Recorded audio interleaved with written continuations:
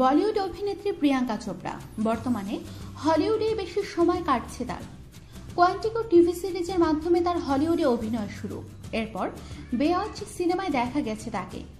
পশ্চিমা দর্শকদের কাছে এখন পরিচিত মুখ প্রিয়াঙ্কা। হলিউডে প্রথম সিনেমার পর আ কিড লাইক আ নামের আরও একটি সিনেমায় অভিনয় করেছেন প্রিয়াঙ্কা।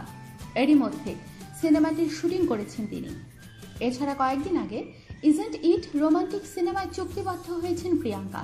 এটি হলিউডে তার তৃতীয় সিনেমা। এতে ইয়োগা অ্যাম্বাসেডরের ভূমিকায় দেখা যাবে তাকে।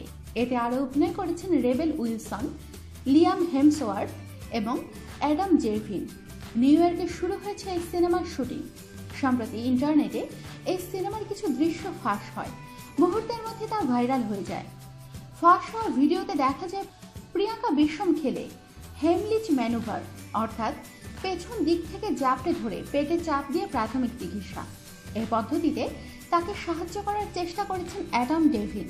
কিন্তু ফাঁস হওয়া ভিডিওতে এই দৃশ্যটি যেভাবে ধারণ করা হয়েছে তাতে ভীষণ চটেছেন প্রিয়াঙ্কা ভক্তরা। জানা গেছে সিনেমাটিতে একজন আর্কিটেক্টের ভূমিকা দেখা যাবে রেবেল উইলসনকে। একজন সুদর্শন ক্লায়েন্টের ভূমিকায় অভিনয় করেছেন লিয়াম হেমসওয়ার্থ। সিনেমাটি পরিচালনা করেছেন স্ট্রাউস স্কুলসন। 2019 সালের 14 ফেব্রুয়ারি মুক্তি পাবে সিনেমাটি। আমাদের সাথেই থাকুন আর সাবস্ক্রাইব করুন।